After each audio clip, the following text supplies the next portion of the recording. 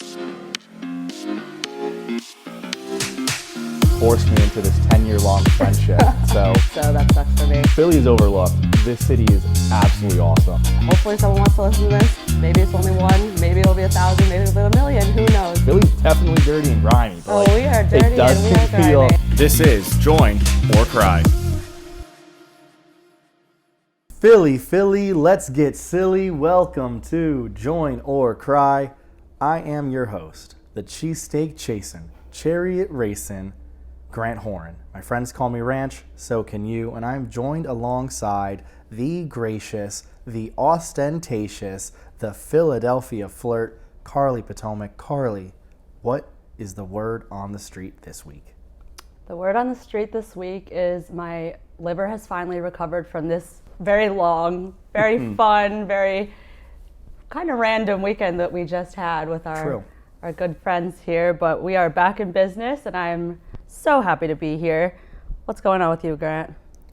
You know, Carly, like you said, recovering from the weekend. Plenty to talk about in the weekly whereabouts this week. But before we get into that, what is the theme of this episode? How about you tell everyone what we're covering this week? Today, we are talking about going out, kind of like where we go out, why we go out, who we go out with, that sort of thing. But before that, I feel like we should kick it off with the weekly whereabouts. So I know Grant has some stories from this weekend that he might want to share. Yeah, and the one thing Carly most importantly forgot is going out actually fun? Because trust me, I think there's a lot of times we go out and we're like, oh my God, why did I waste my time? Like, I would have had so much more fun just staying in on my bed, cuddled up, watching a movie than doing this whole shenanigans that are going on. But yeah, let's talk weekly whereabouts. So this week does provide us with a fun little story to tell in the weekly whereabouts. And that is in the form of that weird time where it's too late to start day drinking, but it's too early to start night drinking.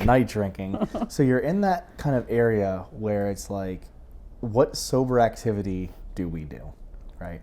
Now, with the friends that I had visiting me from DC, we were between two items. It was either go down to Dave & Buster's or, develop our minds and really stimulate the senses at the Philadelphia Museum of Art. How did we decide on which sober activity we were going to do? We flipped the coin. And heads was Museum of Art, tails was Dave & Buster's. Heads won. And I will say we were very hesitant. We were like, are we really going to go to this museum? Like, this kind of sounds like it might be really boring. But then we looked up some of the exhibits that were there, and we generally actually, this may sound a little bit weird, but we generally were like, all right, this one exhibit, we have to just go and see what it's about, because it was called Macho Man. And we read the description, it was just like, depictions of males in extreme masculinity. Now, Carl, you brought it up on your phone because you didn't, honestly, you didn't believe me, but you were curious. Mm-hmm. What would you describe some of these paintings as you look at them right now? As I'm looking at this, I really don't even know how to put this into words. You're just going to have to look it up yourself. These men kind of look like fat, but also rocky at the same time. Honestly, it's so true. It's like that mixture of like, they're big, but like overly muscular big, where it's like, it's so bizarre. It's like almost like... They look like tumors. That's actually the perfect way to describe some of them. So, and actually some of them were like very, I want to say like Eastern Bloc communist looking, like men swinging axes and like that cartoonish type stuff. It was very interesting. Like, this man has abs on top of his abs. He has muscles on his kneecaps, and I think he has he's got 5 toes. I counted. He literally has a body type that Arnold Schwarzenegger would be like, I'm jealous of that, because it is so unobtainable. Like, it's just how accentuated the muscles and other regions on these men are detailed and depicted. Yeah. Now, that said, that's not even the best part about the museum, right? I know that you all thought that was going to be the best part. So here's the fun story. So we say, okay, you know what, let's just go, let's see what this is all about. Let's go see some of these lovely, strong, muscular men so we can all feel shameful about our bodies. We get there, and that was like, of course we wanted to go see the other art, like, you know, some of the more modern stuff and like the weird things that you're kind of like, this is bizarre. But I kid you not, we spent 45 minutes looking for this one. We literally go in, we go to the left, and we're like, oh no, I don't think it's there. So we go up the stairs, do a whole lap around like the third floor of the museum. We're like, where is this? Then we find it and we say, oh, it's in 2 something, right? It's like, it was room like 215 or whatever. Classic guys not asking for directions or well, help finding what they saw needed. We're like, oh, it's like right over here. That's like we were like, oh, that room's like 220, so it's probably like right over there. We go through a whole nother section of the museum before we finally go right back to where we started. We're like, oh, it was right here the entire time. Right in front of their faces. Classic men. But I kid you not, that exhibit, while fantastic, was not what really provoked us. The best part is there's this other section of the museum that was depicting a lot more female beauty, which for someone of my sexuality is something I was a little more akin to, per se, than just the men. And we wanted to appease both tastes here. One of the friends I had actually visiting was gay, so we're like, yeah, we have to do a little bit of both here. Let's make sure everyone's, you know, feeling good and their mind is really feeling juiced up, per se. But one part of this other exhibit we went into is a dark room. Right now, you're just basically like, it's 3 26-year-old men who probably have the brains of a 5-year-old. Maybe like a teenage boy, actually. 5-year-old's a little young. They don't know what this is. It's probably more like, like a 14, 15-year-old boy. So this one room, you go into it, it's completely dark. Small light coming in, so you can see like what is in this room, right? And the only thing that is in this room are 2 large wooden doors that look like they're from the 17th, 18th century, like very old, kind of run down. And on these doors, there's like one small crevice or like hole you can like look through, right? And we are the only 3 in this room right now, but this room kind of opens up to a whole other room where there is an extensive amount of people. I'm the first one to go look into this crevice, and I turn back and tell the guys like, oh, you're going to really enjoy the view. Actually, what I specifically said is, well, at least one of you may enjoy the view. So then I go off. My other friend, who's the guy, goes in. He's just like, oh, interesting.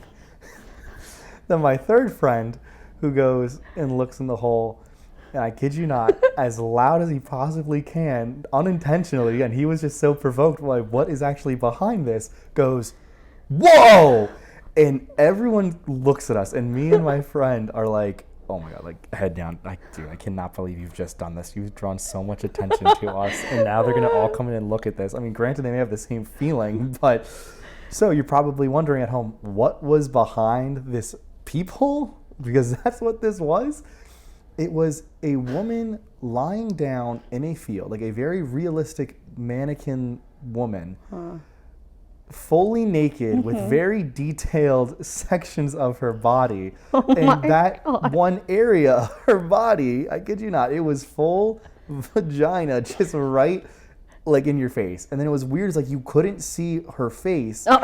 And she was also holding a candle. Again, it was the most, I am telling you, it was so weird. Bizarre. I was like, if this is art, then I should just go get the macaroni out again and start pasting stuff and, you know, just saying, oh, this is art, because anything goes nowadays. And truth be told, yes, I was quite provoked. I think all of us were feeling something. We were all feeling something when we left the museum.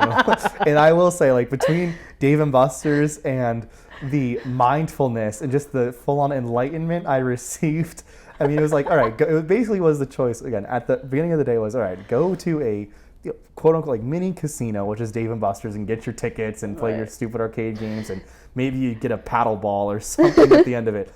Or have this spiritual journey and enlightenment through really understanding the human body. And I really appreciated the enlightenment that went on because it was truly mesmerizing, I guess would be the word. I'm so sorry I missed it. Yeah, Carly was too busy getting her eyebrows done. My eyelashes, Or but sorry. thank you for noticing. Oh my The best part gosh. is they don't even look as good as she wanted them to. Yeah, So, that's the best part, people. So funny. yeah. So moral story, don't miss spiritual enlightenment for your eyelash appointment because, I could have just seen small penises and big tits instead. I mean, a lot worse things you could be doing than looking at at paintings of penises and fake bodies, fake naked women's bodies. I mean, just truly fantastic what you can go experience at the Philadelphia Museum of Art. Grant's basically saying he'd go back again if anyone wanted to go with him. Absolutely would go back again. More than happy to. That said, though, let's talk about going out. And let's talk about if going out is fun, why we go out, all the things, right? I think, too, we wanted to segue almost from last episode, right, when we talked about managing the work-life balance and juggling all those balls, right, to, all right, cool, you're going out. Is it actually fun? Is it worth the time? You know, sometimes you do need to just totally recharge, right? But I think, too, even when we recharge, people get FOMO, and they're like, oh, man, I should have went out, or I could have did this, right? So that's it, Carly, for you. Is going out fun? I would still say yes, going out is definitely still fun. It really depends, I think, on the people, the vibes, and then also the bar or bars that you choose. I think that in college, I don't want to talk about college too much because we're now like 3 years post-grad, Grant's like 4. Way more than that. But we're like 5 years. I think that my expectations for going out were so like low. Anything really could have impressed me, or like I would have said I had the best time of my life. But unfortunately now I think that those exceptional nights are kind of more few and far between. I think if anything, I prefer day drinking now Oh, yeah. over normal drinking at night, just because it's just different. Like post-COVID going out, at least in my opinion, is just not, it doesn't hit the same. I'd agree. I've been And I having less think- fun overall going out at night recently, as of like probably this past year or so. So you bring up a ton of good points, right? So I think one of the biggest points of going out, right, is your relationship status. Because I will say, I Yeah, think that's a good if factor. you are single or not in any sort of friends with benefits Situationship. or, you know, starting to get towards a relationship or in a relationship, you're much more, all right, I got to go out. I need to meet people. I need to throw myself into the world. And again, obviously, we could go into a whole different topic about like self-acceptance and stuff like that. But more or less, you're like, yeah, okay, I want to go out, meet people, find someone who I can grow old with, hopefully, fingers crossed, who doesn't divorce me and all that, right? So that's one aspect to it. And then, like you said, the other aspect, I think, too, is the older you get, you know, we mentioned at the beginning of this episode the recovery aspect, but the older you get, the more the type of going out you do changes. And I think part of this is because when you're super young, like you said, pre-COVID for us, just graduated, it's like, cool, like I want to go clubbing and I want to just So full of life. dance and yeah, you're full of life. Whereas the older you get, I think it kind of sucks to admit this, but you do start realizing like, oh, I understand why my parents, like their form of going out is just hanging out with friends, drinking, and having mentally stimulating conversation because sometimes that actually is very enjoyable to be able to do that. And I think Carly and I's weekend actually here, I mean, obviously we just talked about the one sober activity Right. that I and my friends did while Carly was doing his eyelashes, but we had a very wild mix if you actually think about our evenings, right? And I also think we could actually use them to talk about like the good and bad aspects of going out. So like for Friday for Carly and I, we went out to dinner with these friends, and then after dinner we went to the Speakeasy to again just hang out, drink.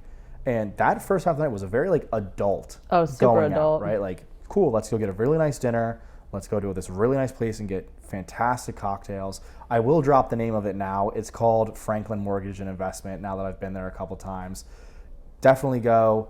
My guy, Kevin, there is by far like extremely accommodating, extremely hospitable, and really hooked us up, if I'm being honest, with a really great table going back there this time. So again, huge shout out to him, and the drinks were just phenomenal. So It's not somewhere you particularly want to go if you're trying to save a penny, but it's definitely a cool place, and it was more sophisticated, more just chill, adult vibes and conversation. It's funny that Carly went to save a penny when I'm the one that paid the bill. So, I'm just saying, Grant offered. I did, and I enjoy paying the bill for you guys, but I'm just warning them. I'm just warning them and putting that out there. Yeah, I will say, don't go there thinking you're gonna spend a little money. It's a nice establishment, and I will say that the drinks are great. Like those cocktails, though, they're not just cocktails. Like you can go to a bar, whatever. Like you drink 2 or 3 of these things, and you actually are feeling very nice. So for people who say like, these cocktails are expensive, it's like, well, trust me, if you drink just a couple of these things, you're gonna feel, one, you're gonna really enjoy them because they are delicious, and then 2, you're gonna be feeling some sort of way that it's like it is worth to spend that money on. Right, as opposed to buying like 5 drinks. You really only need like 2 there, and you should be good to go. Feeling primed. You're like lubed up, so to speak. And then to basically do the opposite of what we were just doing, I guess we were tired of talking to each other. We decided to continue the night at, I'm sure a lot of you have heard of this place or have been there before, Concourse. I don't remember the rest of the name, but it's Concourse. And this bar has like everything you could ask for. It has an ice room, and it has a ball pit, which we would love playing with the balls. Honestly, it has great music too. I wish their dance floor was a little bit bigger. They I agree. Like have it too skinny, and their main bar area is almost like too big. Yeah, they need to expand the dance floor and tighten up the bar area, because no one really sits in those tables that sit there. No, exactly. And then there's an upstairs too, where you can just kind of creep on everyone below you. Actually, the upstairs was really funny. So me and the guys did place a couple bets. We were like, all right, in the next minute, this guy's gonna make out with this. Oh my god! So it was actually really funny. So if you want a people bet, definitely go up to the top room and just crowd watch, because it is funny what you see going on below on the dance floor. But yeah, it was definitely a fun time overall on Friday night, and that was kind of a lot of activity for us on a Friday, to be honest. But it was good. It was fun. We had visitors, so we wanted to show them a good time other than just chilling in the apartment and hanging out and doing whatever we did on Saturday. I mean, definitely mixed right to the point of this, talking about like going out pre versus post, right? As I think now the older I get, the more, as much as I enjoy clubs like Concourse, sometimes I just kind of sit there and I'm like, I hate these type of places because you can't actually hear anything. Oh, yeah, no. So it's like, in terms of trying to actually meet someone or like say, hey, here's who I am, like, who are you? That ain't gonna happen. No. Like, you might be able to go try to, talk to someone at the bar or like buy someone a drink. More often than not, you still can barely hear anyone, and it's like, this ain't gonna happen. Which is why I will say the second night, Saturday night, this was an absolute vibe, and this was one of those instances, right, where I think, like you said, having the right people around you and make sure everyone keeps that right mindset, specifically too when you all are drinking. I'll admit to myself, like, there's times where if I like super overdrink, like, and someone really then starts to annoy me or something happens, like I can flip a switch and just kind of be like a mean, like frustrated type person where I'm like, yeah, I'm over this, like, stop. Right. But for the most part, as long as everyone can keep that positive vibes only mentality, you will have a great night. So Carly, I'll let you talk about our Saturday night from the get-go. So after the boys were provoked at the museums and after I was done getting my eyelashes done, I came to Grant's to pregame with everyone. We actually had someone else from our college come down at Grant's place with his girlfriend. It was really nice seeing them. And then Grant's high school friends joined as well. And we had, the whole expectation was the only thing I wanted to do, the only one thing I genuinely wanted to do that night was go to this new bar called Wicked Wolf, which I'm sure people have heard of it, but I'm pretty sure it's directly behind like the Barstool bar. And it's just been like kind of popping off on Instagram and TikTok and all this. So I was like, I want to see what this is about. I feel so bad because I think that like everyone knew that this was the plan and we were going to leave like at Grant's place at like 10 and get there in line, whatever. But by the time we left, I don't even know what time we left. So we left exactly at 10 o'clock. Now here's what I would say. We didn't think that was that late. To be quite honest, I'm used to that being early, to be quite frank. I thought we And were making good time. I didn't think that we'd have to wait in any sort of line situation, but lo and behold, jinx. Grant's like kind of a fast walker. He's walking ahead. I'm kind of walking behind with his high school friends, and then my silly me forgets my wallet as I'm the one rounding up the troops, being like, "Let's go, get in the elevator. I don't want to wait in a line." And I forget my wallet at Grant's place. So his high school friends were so nice, and they came and walked me back to Grant's place, and then poor Al even bought us an Uber to get to Wicked Wolf. Are you serious? Yes, he literally paid for It's not even that Uber. far. Like, it's literally 4 blocks. I know, but so you wasted more time waiting for the Uber probably than just going. We and were running paranoid over. about this line, and then you guys said you were still in it, so I just felt so bad. And then after, like, I don't even know, we didn't even wait that long, but this line, That's people, the was thing is, not moving. Okay, so here's what happened. Carly says, "Oh, we didn't wait in the line that long." That's because Carly didn't have to wait in the line that long. What happens is me and the other half of the group goes because we're like, okay, we're going to go get a spot in this line because someone we knew had already gone, had just gotten in from the line. They're like, oh, a line is starting to form. So we're like, all right, let's just get over there and like get in this line so hopefully we can get in and move along. We get in, probably about like 10:15ish, right? And we're like, okay, cool. Like let's. That's like so early. Honestly, that's such good. I actually think, kid you not, it's definitely a little bit earlier than 10:15 because I know we were in that line for about 45 minutes. What? A little bit more because we join it and I tell my friends, we're like, all right, hey, like let's give this till about like 10:30, 10:35, right? Like 20 minutes. That's somewhat normal to wait in line. That's not stressing, right? And I will say it was also cold out, so it'd be one thing if it's freezing. summer or something like that. Okay, cool. Like I don't mind waiting in line, and again, we had a nice buzz going. Maybe you bring some shooters or something next time too. You're all good. But waiting in this line when it is, 25 degrees out is not, exciting or fun whatsoever. If anything, the cold, I think, makes me more sober somehow. Oh, it Waiting in the definitely does. cold, and then you have to like pee and all this. It's a whole thing. So we're in the line, we're waiting, continuously waiting, and this is where the night really actually could have taken a turn for the worse, right? Because you have the characters of, Philly, the non-playable characters, honestly, the NPCs coming up to you, saying stuff, and this one girl was getting frustrated at her boyfriend because he was engaging with it, and everyone was, again, the vibes were starting to get low because you're waiting in line. At this point now, it was almost about 10:45, and we were slowly creeping up, but we were probably still a good, 20 15, people back. Yeah, 15, 20 people back. It's 10:45 and we've all started to lose our buzz, and we're sitting there like, yo, is this really what we're doing on Saturdays? Don't get me wrong.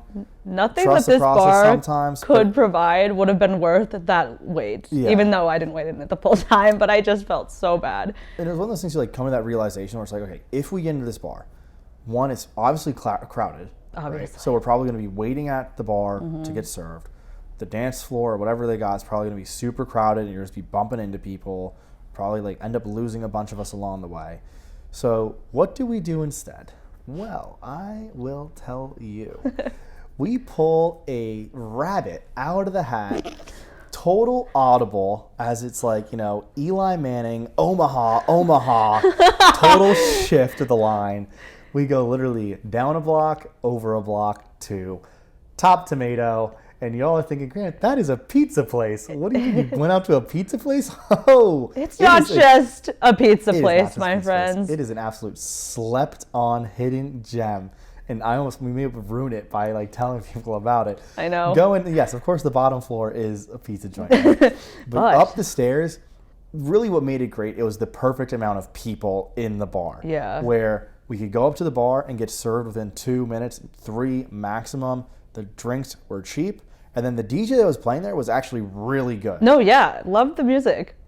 I cannot tell you how many times I've gone to a club or to a bar like that, and the DJ is just so god awful because he's basically flipping between songs and barely mixing them, but he's basically playing other. He was actually good, and I was really appreciated that.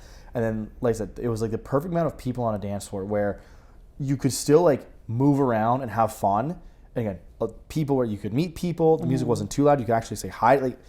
It was exactly what you would almost look for in a bar / scene. And There was absolutely got after it. Had so much fun. What's the game? That one. Oh, they had limbo. Oh, they had limbo. I will tell you, some of these men and women could absolutely move under that bar. It was, and there were some tumbles. There were definitely some tumbles. So it just really exceeded any expectations we could have had. But also at that point, we were just so cold and over it that this was just a nice, pleasant surprise. And like Grant said, all of his friends and all of our friends were just good vibes. So it ended up being kind of a success, I'd say, despite looking pretty rocky to start. Oh yeah, it looked like it was going to be rocky, and like I said, that to me, the whole point of, like I said, is going out fun, this and that. It definitely can be bad, right? Because there are times where if you're in like the wrong group, or like you have someone who's like overly dramatic, you have those first couple of things happen where Carly forgets the wallet, you're in the line, you're like, this is a night from hell, like let's all just go back, like cut our losses. But if you keep that positive attitude, we persevered. Like, hey, let's keep going. Let's find something else. Like, it's all going to work out. We're going to have some fun. You will actually have a fantastic night. And what ended up making this night, even, the cherry on top was that classic, all right, leaving Top Tomato. I think we left at like 1:30ish, and meandered over to the Wawa, got myself some late night Wawa, which that is something I missed in DC, is that they have one Wawa in that city, but usually where I go out around Arlington and the other parts of DC, there is really no place for late night food, unless you just get, like, again, order a pizza or something like that. And again, the further away from New York you go, the worse the pizza gets. I will tell you that, people. So coming back again, just being able to go into a Wawa real quick and get myself that, like, just quick food that is, again, tastes 100% when you're drunk, was phenomenal. Really enjoyed it and woke up feeling like an absolute peach on Sunday. I'm so glad you woke up feeling like a peach on Sunday. Because Carly felt the exact I opposite, probably like felt a rotten like banana. I was going to say a rotten tomato. I did not feel so amazing. I don't even know how I got home by myself, but I did. Don't worry, everyone. But yeah, so I guess we can just kind of talk about now the differences of like going out as a guy versus going out as a girl. So obviously Grant can attest to the guy's perspective, and then I'll just tell you about what I think. Yeah, I'll let you go first. Oh, you're going to let me go first? Yeah. Great. What Ladies a gentleman. first. I would say, we were kind of talking about this before we started recording, but this is just for me. This might not just be a blanket statement for girls. I personally, even though, again, very single, I do not go out with the intention of procuring penis. I really, really don't. I don't know. I'm sure there are girls who do that, which is like totally cool. I'm sure, but, some girls definitely do, and they're paying a lot of invoices. And if that was my goal, I would be massively failing. But I genuinely just go out to hang out with the people that I've been hanging out with, my friends, like been pre-gaming with. If I meet someone or a girl in the bathroom or whatever it is, that's great. But I don't know what happens when I start to get drunk. I only speak to the 5 closest people to me, and it's so accurate because I feel like Grant is just such a social butterfly. He will talk to anyone, and like I'm just more naturally shy. I'm more than happy to talk to you if you want to come up to me if you ever see me out at a bar, but I will not usually be the one to go and spit game. I do not have any Carly riz. Doesn't have the riz. The riz is zero that lives inside of me, so I think I'm more like charming as you get to know me, not so much coming up to someone and just being able to, I don't even know, I can't spit game like that. But yeah, so I think that I mostly just go out because, one, I don't really drink during the week because I made that like a thing for myself, because that's just sad when you're just drinking alone during the week. And then also just to blow off some steam from basically the work week and kind of and dance. I love to dance. So those are the main reasons I go out. And then just, to make myself look like a pretty girl sometimes, that always helps too. So I would say I am not like most men. Here's the perspective. For most men, yes, the reason you go out is you would like to meet women and you would like to do something with said women at the end of the evening. I myself was definitely in that mindset in my earlier, days. Now that I've crossed the threshold, and I think more so, I just don't not that I don't want to do that, right? I think it's in like men's nature to want to do those things, obviously. But it's more so coming out of like a long-term relationship. I actually just want to go out to hang out with my friends. Now, as Carly mentioned, I am a social butterfly. I also think right now the reason I'm going out is to meet people because I kid you not, in this city I know Carly and I have one other friend from high school that lives about 15 minutes north from me. Other than that, blank slate. So for me, going out, I would say the interesting part about going out, right, is like, all right, of these people that I meet going out, are any of them actually going to become someone you actually see after this that slash night like, out? are they going to be like reliable friends, right? Right. I think the like friends you make going out more often than not will be like when we talk about the friendships, they will be casual friends, right? Some of them maybe are convenient friends or friends where you kind of use each other to get ahead or like, you know someone or something like that. But nonetheless, when you're first going out in a city, it is good to go out and just try to, get your name out there, get your face out there, see if you can't like find someone that you really just vibe with. And then it's like, okay, cool, like, do you want to go grab dinner or do you want to like go play basketball or whatever it is, like if, whoever you're meeting and whatever you're looking for. So I'd say, yeah, definitely should. 'Cause I think for men, most of the time men go out is because they want to spit riz and they want to get lucky. Right. For myself, the reason that I go out is because, I just want to meet people. I want to hang out with Carl's and the other friends that she has here so I can become more integrated in the group. But I enjoy it all the same. I also love dancing. Like, because I am not fantastic. A sober dancer by any means. Like I'll sing and whatever, but I just love going out to just kind of be a crazy person. I don't really care what people think. I just like, let loose. Carly dances like no one's watching. I really That's do, for guys. sure. It's not attractive, but I just am having a lot of fun in that moment, and then I kind of need to still figure out when is my limit before I get too like sloshed. I have not mastered that yet, and I don't know how to. I don't think any.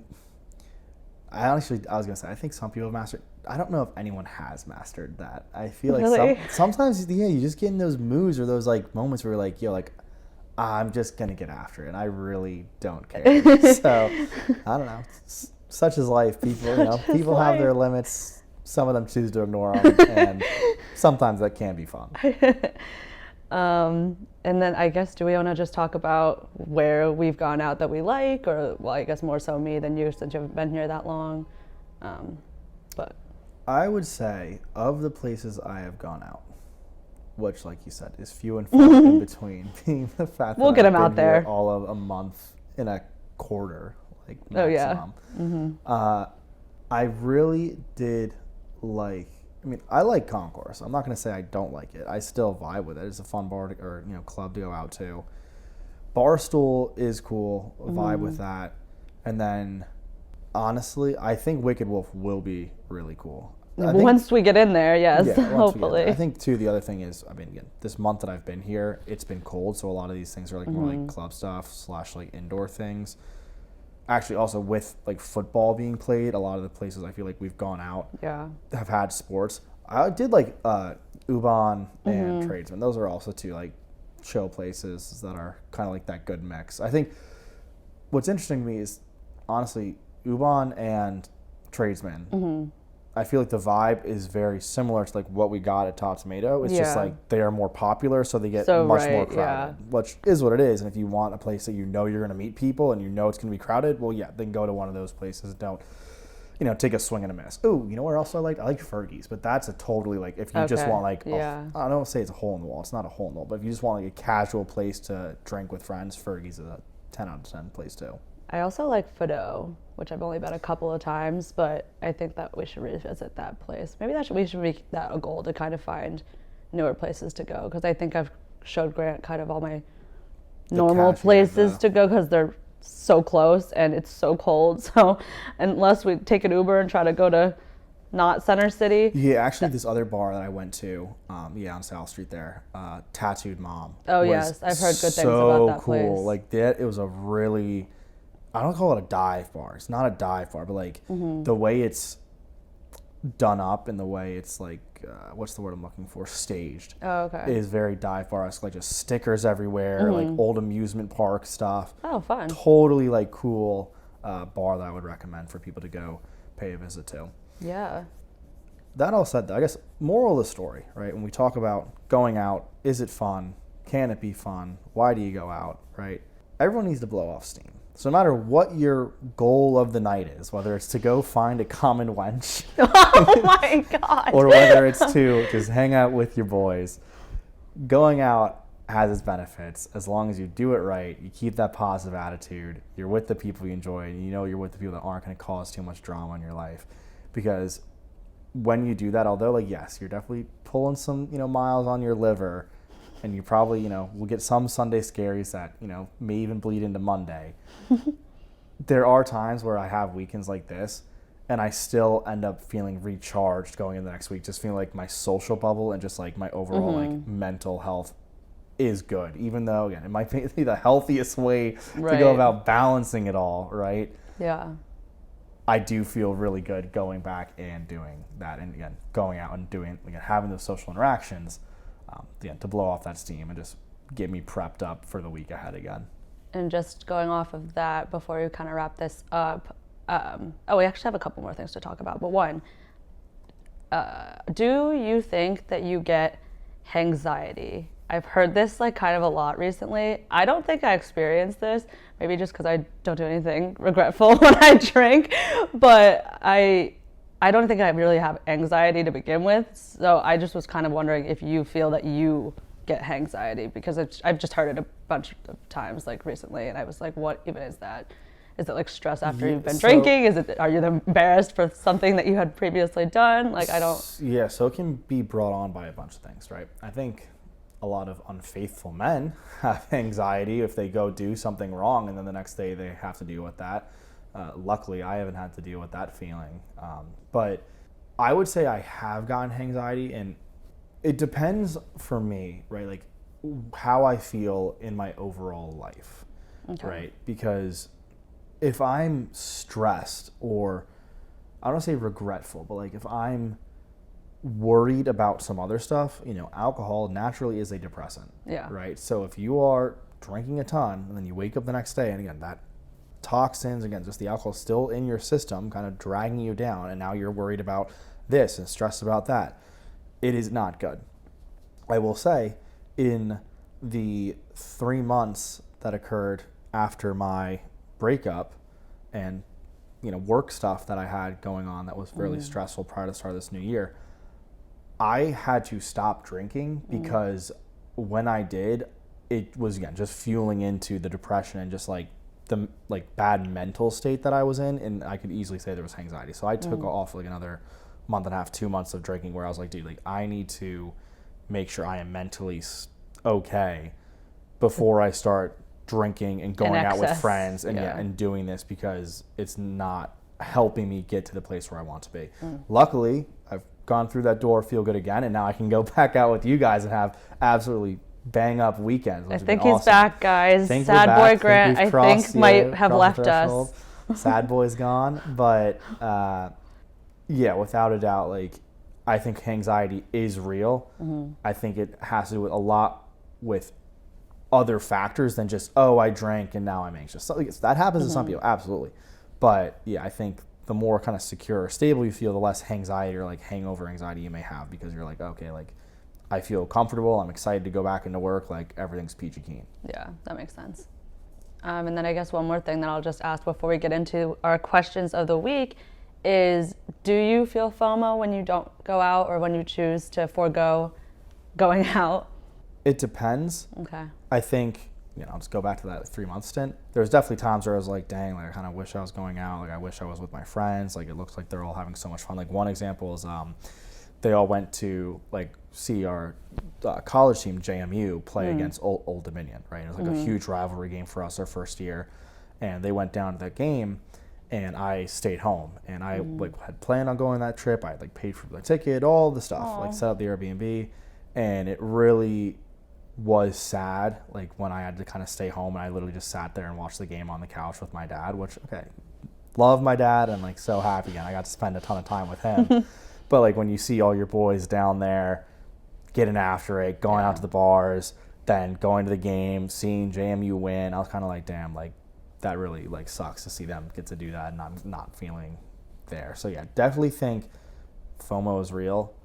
But if you feel like, hey, I'm going to get more from staying in, relaxing, then stay in and don't have FOMO. Yeah. If you are sitting on that edge, you're like, oh, maybe I should stay in, maybe I should go out.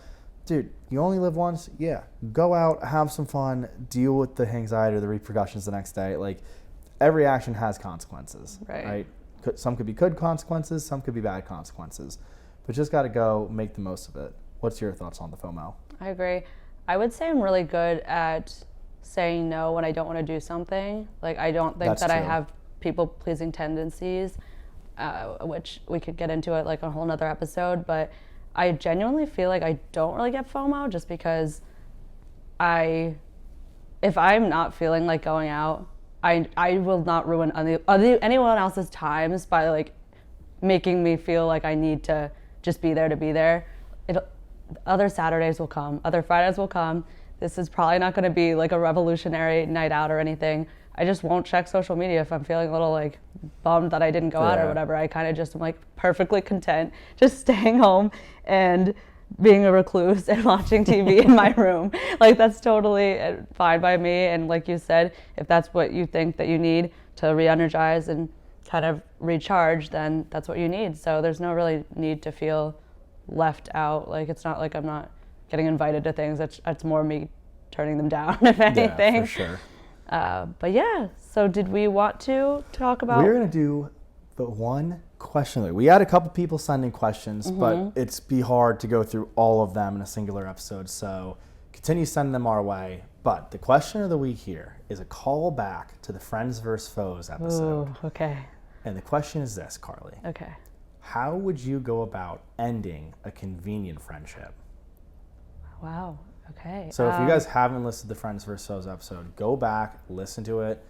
Little prefaces. A convenient friend is basically someone that is in your life where they're essentially using you, they're dragging down on you, they are strictly like there in convenience sake. Like, if it wasn't convenient for them, they would not be in your life. So like, you're kind of each other's last resorts. Exactly. So they're there. Sometimes I hang out with them, whatever. But in this episode, we kind of basically say too, like, you should end those types of relationships or avoid those types of peoples. That said, go give it a listen. If you already have listened to it, Carly, how would you answer that question? I think that's a really good question because we kind of talked about friendships during that episode, but we didn't really talk about what to do when you want to be ending these types of friendships. So I would just say that I would likely just kind of stop reaching out to those convenient friends. Like, I don't want to keep a cycle going that's just inevitably going to, it's not really doing anything for me. It's not, I'm not benefiting from it. They're probably not benefiting from it. It's just, if we're only really texting, hey, wanna, like, I don't even know if they're asking you a favor or if they haven't seen you in months and months and all of a sudden they want to go out with you, but you don't think that that really is a friendship there, then just, I really would just probably stop reaching out, and eventually they'll probably get the memo, or they'll probably stop reaching out to you too if you were the one doing more of the taking than the giving. Carly's suggesting the good old Irish goodbye. I really do. I do that in not bars. Irish goodbye at the end of the night. It's just like the, I'm not going to tell you I'm leaving your life. I'm leaving your life. See you never. I'm more of an avoidant person. I'm very non-confrontational. So if I'm getting any type of vibe that I have like one of those convenient friendships, I would likely just let it peacefully die off. I don't think there needs to be an entire conversation about it necessarily, since the stakes weren't as high as like a core friend or whatever type of friendship that was. If it's surely just a convenient friendship that's dying off, I really don't even think it needs to be hurting anyone's feelings. Like, hey, I don't want you in my life anymore, because they were probably like, well, I only see you once every 6 months anyway. So it's not everyone you lose is a loss, you know? I can really agree with exactly that. That's exactly how I would go about it. The only way you shouldn't do it that way would be if they are like actually hurting you in some aspect, or like something has happened that's like really rubbed you the wrong way, and you're like, yeah, I can't have that type of person in my life again. Like, then definitely just go up and say like, hey, you don't have to cut the relationship off right away. You can let them know like, hey, I really didn't appreciate how you did this, or like, hey, it feels like you are my friend just because of that. Right. And not saying like just call them out on the BS, but like call them out, and either they're going to answer truthfully and be like, yeah, you're right, my bad, that's it, cool, whatever. Like, you shouldn't be worried about hurting their feelings or anything, because at the end of the day, like, you don't want to be friends with them anyway. If they are a good person, they aren't someone that is trying to be a convenient friend, then they'll recognize their mistake and say, oh, you know what, hey, I'm sorry, I did not mean to make you feel that way. Yeah, Like, what can I do to resolve this? I feel like setting a boundary would be something you would do to keep a convenient friend. But if you don't want to do that, then maybe just siphon it off. Yeah. Cool. Well, that was a good answer. I appreciate the person sending in that question. We'll always keep those anonymous. Don't want to have anyone get shout out. Unless you do want the shout out, then let us know in the question and we'll be sure to shout out your handle. Other than that, Carly, final thoughts? Just go ahead and give us a like and rate us and subscribe to us on Spotify and Apple Podcasts, as well as our YouTube channel. We will start making some funny types of videos soon. I'm just going to say that. And then also just follow us on Instagram, and please feel free to DM us whenever. When you're in the bathroom, when you're at work, when you're out at a bar, just be like, what are you guys doing tonight? Like, we'd love to hang out with any of you who are listening. Cool. Well, hey, Carls, appreciate you joining me this week as always. Appreciate you all joining us on Thursday, listening to what we have to say. We'll see you next week when you either join or cry.